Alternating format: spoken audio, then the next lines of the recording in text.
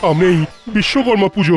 তার আগে ওই দফায় দফায় অস্ত্রশস্ত্রগুলো ওই অস্ত্রের ভান্ডার থেকে বের করে এনে ধুয়ে মুছে তেল মাখিয়ে একেবারে ঝাঁ চকচকে করে ফেলতে হবে। হ্যাঁ, চালাও চালাও, চালিয়ে যাও।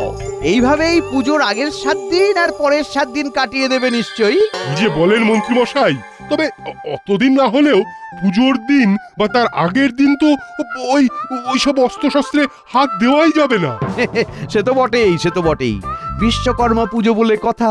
আমার ইচ্ছা ছিল ওই বেশ ঘটা করে পুজোটা করব এবার, কিন্তু এমন টানাটানি চলছে যে ইচ্ছে থাকলেও উপায় নেই। আহা, নেই নেই করে এখন থেকেই ধেই ধেই করে নেচো না। আমি যখন আছি তখন মহারাজকে বলে সব ব্যবস্থা হয়ে যাবে। তবে দেখবেন মন্ত্রী মশাই, গোপাল জানতে পারলেই কিন্তু ওই পাগড়া দেবে। হ্যাঁ, ও বুনোল হলে আমিও বাঘা তেঁতুল। সবাইকে নিয়ে মহারাজের কাছে দরবার করলে গোপাল আর দাঁত ফোটাতে পারবে না। বলছেন মন্ত্রী মশাই? হ্যাঁ, তাহলে তো আমি আজই ওই অস্ত্র ভান্ডার ফাঁকা করে এখানে সব অস্ত্র এনে সাফ সূত্র করে ঢাকা দিয়ে রাখছি। হ্যাঁ, তাই করো তাহলে। তবে এখন এদিকটা সামলে চটপট মহারাজের কাছে চলো। আমি যাই, ওদিকে দেখি পণ্ডিত আর রাজ্যতীষীকে পাকড়াই।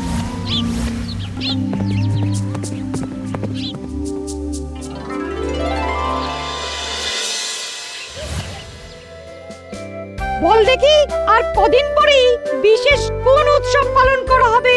এটা তো সবাই জানে, এই সৃষ্টির দেবতা ভগবান বিশ্বকর্মার পুজো। বটে, তবে এটা কি জানিস যে উনার 4 বাহু?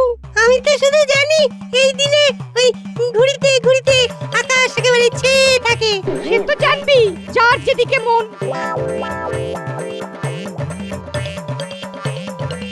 কিন্তু আমি তো এলাম পুজোর দিনক্ষণ নিয়ে আলোচনা করতে। আরে তেমনই তো কথা ছিল, তার কি হবে? যেমন কথা ছিল তেমনই কাজ হবে। সেনাপতি সব তোড়জোড় শুরু করে দিয়েছে, সে তো আর নমো নমো করে ছেড়ে দেওয়া যায় না। পঞ্জিকা অনুযায়ী শ্রী শ্রী বিশ্বকর্মা পূজার দিনটি কন্যা সংক্রান্তিতে পড়ে, তাই এবারেও বঙ্গাব্দের ভাদ্র মাসের শেষ দিন পুজো। বলছিলাম কি পণ্ডিত মশাই, আমাদের ছুটি দিয়ে দিন না, তবে আমরা যাই, তারপরে কিছু করে দেখাই। যাবি বলছিস? যা তবে।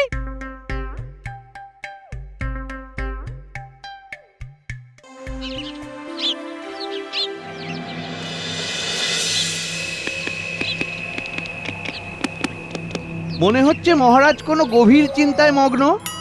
কি তোমরা একেবারে দল বেঁধে হাজির হলে যে, ব্যাপারটা কি? না মানে এই কদিন পরেই তো বিশ্বকর্মা পুজো, আর এবারে ভাবছিলাম ওই বেশ ধুমধাম করেই করব, কিন্তু কিন্তু আবার কি?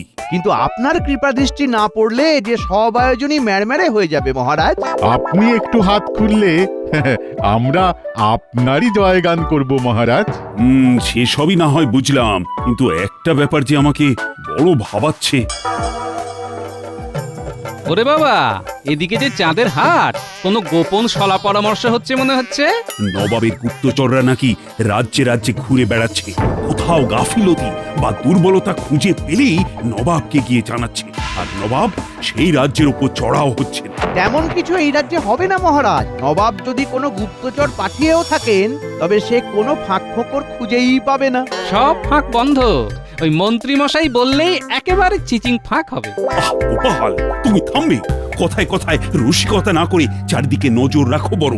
নবাবের নজরে পড়লে কিন্তু সব একেবারে গড়বড় হয়ে যাবে।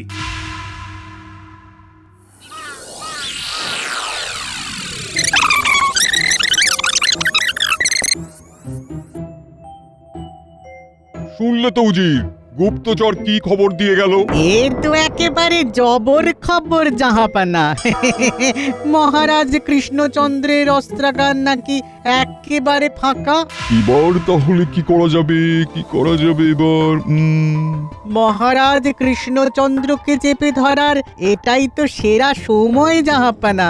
অস্ত্র ভান্ডার ফাঁকা, এটাই তো মৌকা। ভাবছি সশরীরে গিয়ে কৃষ্ণচন্দ্রকে চেপে ধরি। কিন্তু আপনার তো এখন ঠাসা কর্মসূচি জাহাপানা। গুপ্তচরের দেওয়া গুপ্ত খবরে যাওয়া আসা, খাম্বাজ, বর্ধমান, পর পর রাজ্য ভ্রমণ আছে। বাকি সব রাজ্য ছাড়ো, আগে কৃষ্ণনগর ধরো। আমি শুধু অস্ত্র ভান্ডারই দেখব না, আমি বরং তার সাথে সাথে অস্ত্র নিয়ে সৈন্যবাহিনীর কুচকাওয়াজও দেখব। এবার জমবে মজা।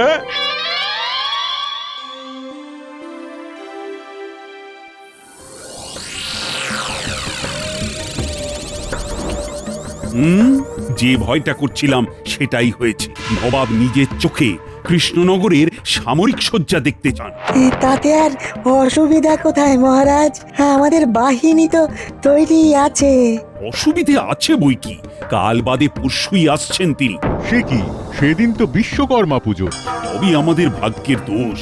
তাহলে ওই 2-4টে অস্ত্রশস্ত্র ঠাকুরের কাছে রেখে ওই বাকি সব আবার ওই অস্ত্র ভান্ডারে চালান করে দিই মহারাজ।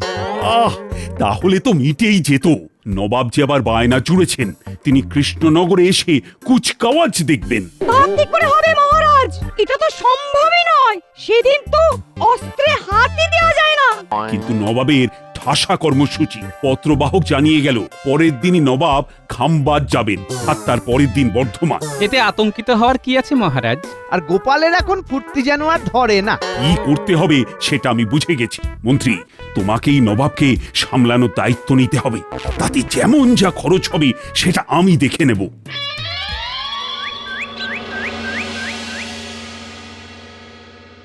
এবার তো আচ্ছা গেরোয় পড়লাম। মহারাজের কাছ থেকে দায়িত্ব না হয় পাওয়া গেল, বাড়তি কিছু রোজগারও না হয় হবে, কিন্তু সেই দায়িত্ব তো গুরু দায়িত্ব। নবাবকে সামলাবে কি করে? ব্যাপারটা কি বলতো? মন্ত্রীমশাই আমাদের ডেকে পাঠিয়েও কিছুই বলছেন না, শুধু নিজের মনেই ভাবছেন আর বিড় করছেন। আমাদের মনে হয় আর একটু অপেক্ষা করতে হবে। তারপর কিছু বললেও বলতে পারেন। মানুষ হয় ভেবে কাজ করে, না হলে কাজ করে ভাবে।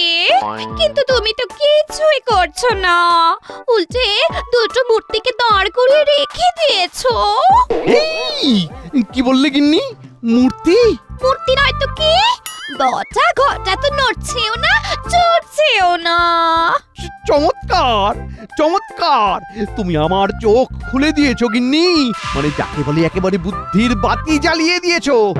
আয় আয় আয়, শোন বটা ঘটা, শোন তোদেরকে কি করতে হবে বুঝিয়ে দিই ভালো করে। আয়।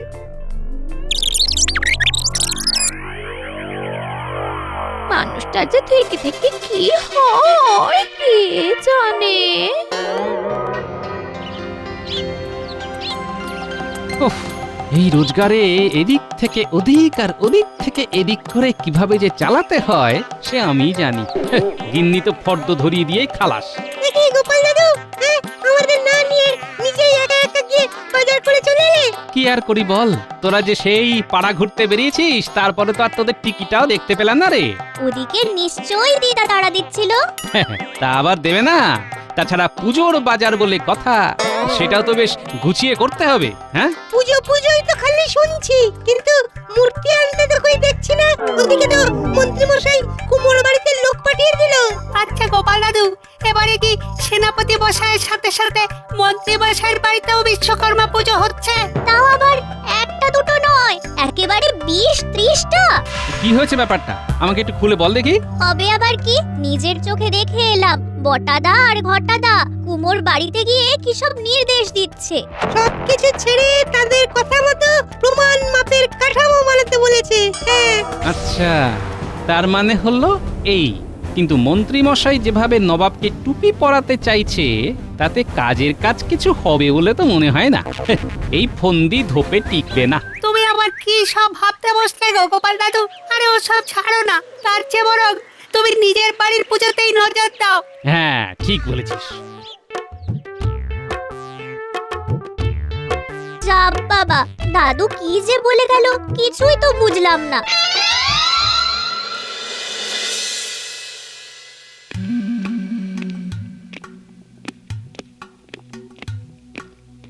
আজ বিশ্বকর্মা পুজো, অথচ মনে একটুও শান্তি নেই। মনটা খালি আনচান আনচান করছে। এই নবাব এলো বলে। আপনি একটু শান্ত হন মহারাজ। আপনি এমন উত্তেজিত হলে নবাব তো আরো পেয়ে বসবে। যাকে দায়িত্ব দিলাম সেই মন্ত্রীরই তো দেখা নেই। সঙ্গে আবার জয় বাবা বিশ্বকর্মা বলে সেনাপতিও বেপাত্তা। তাও তো বটে। আমি যে কি করি।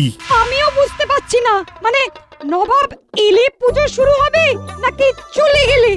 সে আপনি যাই করুন, পুজো আগে হোক বা পরে, প্রসাদ না খেয়ে নবাব নড়বেন না মহারাজ। মন্ত্রীমশাই বোধহয় তারই তোড়জোড় করছে।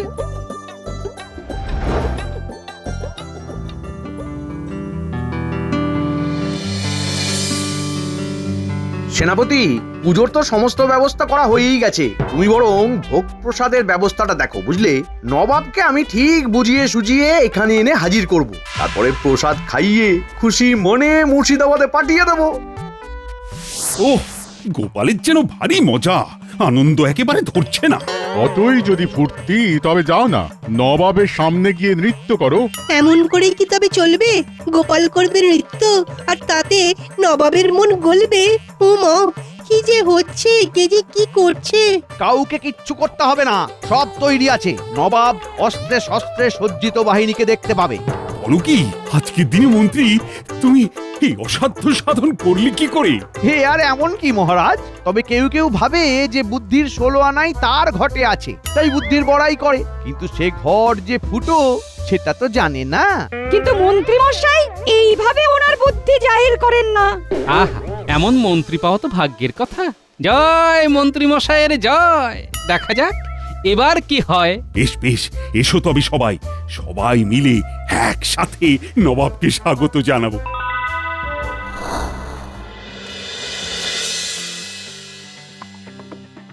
এই তো সৈন্যরা সারি দিয়ে দাঁড়িয়ে পড়েছে। শুধু কি তাই, সঙ্গে দেখুন সবাই কেমন অস্ত্রে শস্ত্রে সুসজ্জিত। সেটাও তো দেখছি, কিন্তু কই কেউ তো নড়াচড়া করছে না। খড়ের কাঠামোকে সৈন্যের পোশাক পরিয়ে দাঁড় করিয়ে দিলে এরকমই তো হবে মহারাজ।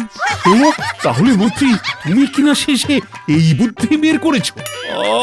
এবার শেষ রক্ষা হলে হয়। গোপালের চোখ বটে, দেখে দেখে এখনই এটা বলতে হয়। ওই তো নবাব এসে গেছেন, এক্ষুনি দুধ আর জল আলাদা আলাদা হয়ে যাবে। আসুন আসুন নবাব, কৃষ্ণনগরে আপনাকে স্বাগত। সবাই তো একেবারে তৈরি আছে দেখছি। কিন্তু এটা কি দেখলেন জাহাপানা, যে সৈন্যরা আপনাকে অভিবাদন জানালো না? তাই তো, না না না, এটা তো আমার অসম্মান। এমন কেন ভাবছেন জাহাপানা? আপনি যেভাবে অস্ত্রে শস্ত্রে সুসজ্জিত দেখতে চেয়েছিলেন, সৈন্যরা তো তেমনই আছে।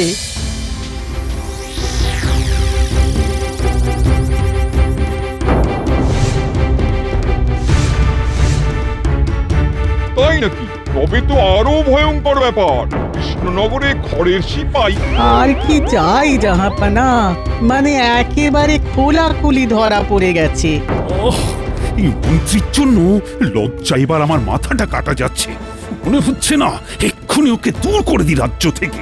শোনো কৃষ্ণচন্দ্র, এইসব লোক ঠকানো কায়দা আমার সাথে চলবে না।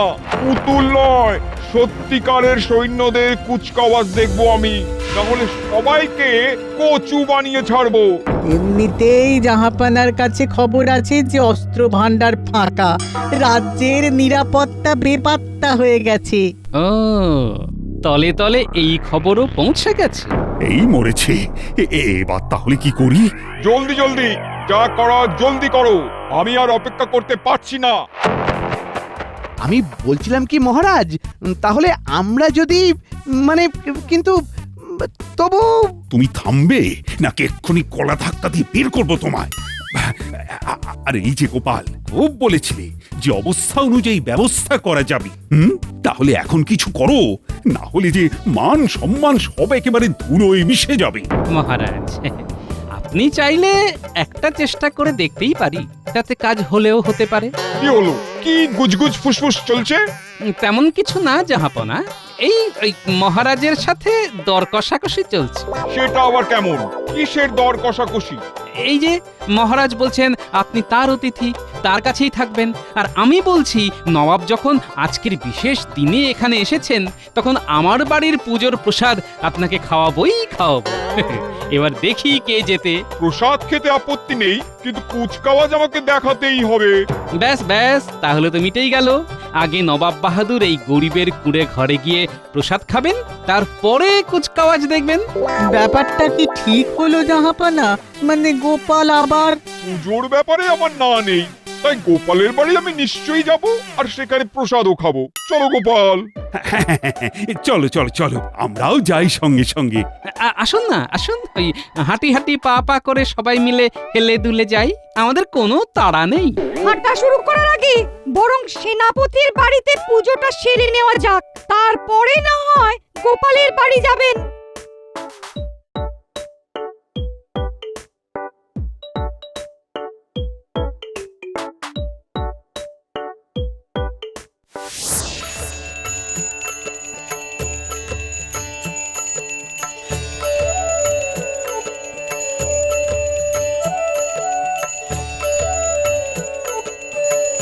জাহাপানা, পুজো তো শুরু হয়ে গেছে, কিন্তু আমাদের তো দেরি হয়ে যাচ্ছে। এবার একটু গোপালের বাড়ির দিকে এগিয়ে গেলে ভালো হতো না? হ্যাঁ হ্যাঁ হ্যাঁ, তাও বটে। এই চলো গোপাল, তোমার বাড়ি যাই। জাহাপনা, বলছিলাম যে এত তাড়াহুড়োর কি আছে? এরপরে প্রসাদের ব্যবস্থা আছে। আমার বাড়িতেও তো প্রসাদের ব্যবস্থা হয়েছে, তাহলে বরং সবার যাওয়ার প্রয়োজন নেই। ওই মহারাজ, মন্ত্রী মশাই, নবাব বাহাদুর আর উজির মশাই না হয় আমার সাথে চলুন, বাকিরা এখানেই প্রসাদ গ্রহণ করুন। তাই ভালো, তাই ভালো।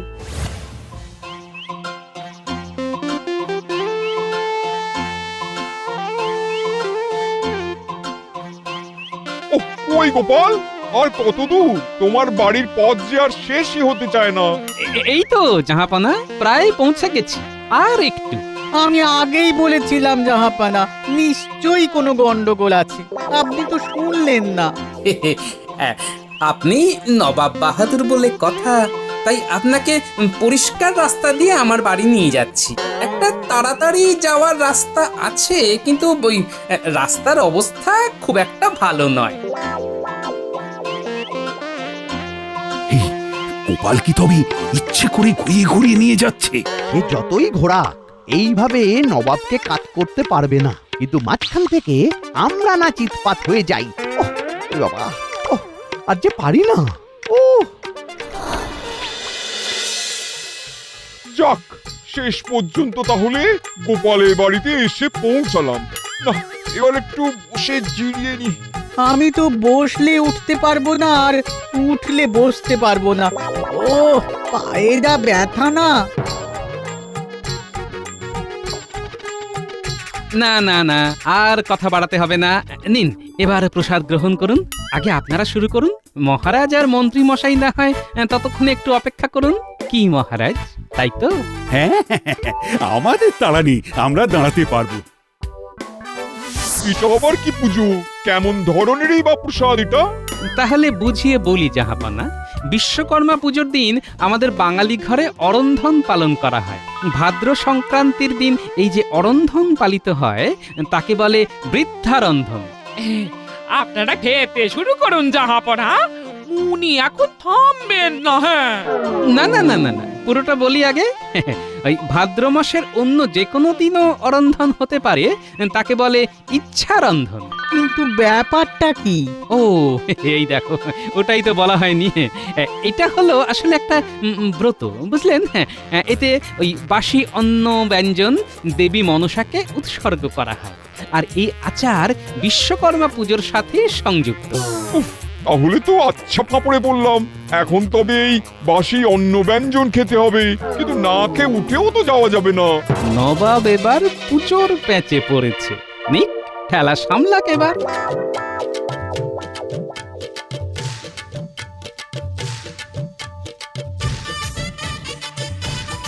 প্রথমে একটু কিন্তু কিন্তু করছিলাম বটে, কিন্তু এখন তো দেখছি এর স্বাদই আলাদা। তা তো হবেই। কই, আর একটু পান্তা দাও দেখি। ভাজা দিয়ে একেবারে জমে গেছে। হ্যাঁ, জমে যখন গেছে তখন জমিয়েই খান জাহাপনা। তারপর না হয় একটু জিরিয়ে নিয়ে কুচকাওয়াজ দেখতে যাবেন। এই মরেছে। এটা আবার গোপাল কি বলছে? ওই যে গোপালের যা কাজ। দারুণ খেলাম, এবার যেন শরীরটা কেমন ঝিমঝিম করছে। না, এক চোট ঘুমিয়ে নিয়ে তারপরেই না হয় যাবো এখান থেকে।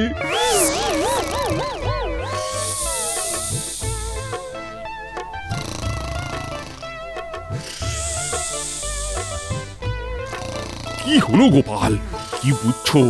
নবাব কি যখন তখন উঠে পড়ে কুচকাওয়াজ দেখতে চাইবেন? উৎকণ্ঠার কোনো কারণ নেই মহারাজ। যে পরিমাণ পান্তা নবাব খেয়েছেন তাতে সন্ধ্যার আগে আর নবাবের ঘুম ভাঙবে না। বলছো? আমি নয়, মা মনসার প্রসাদ গিন্নির পান্তা বলছে মহারাজ। ওহ, তাই যেন হয়। আর বিশ্বকর্মা পুজো যেহেতু আজ হয়ে যাচ্ছে, তাই নবাব যদি একান্তই কাল একবার কুচকাওয়াজ দেখতে চান, তাহলে সৈন্যদের অস্ত্র হাতে তুলতে আর সমস্যা হবে না। আমি তাহলে কালকের জন্য সবাইকে তৈরি থাকতে বলি। থাক থাক, তোমাকে আর বাহাদুরি দেখাতে হবে না। এ যাত্রাতেও গোপালের জন্যই নবাবকে পেয়েছে ফেলা গেল। সত্যি গোপাল, এই বিশ্বকর্মা পুজোর দিনে তুমি আসল করিতকর্মা। কি বলেছিলাম মহারাজ? চালে হালকা হলেও তালে আমি ঠিক। এবার প্রমাণ হলো তো? হ্যাঁ, হলো মানে হয়ে বেশি হলো।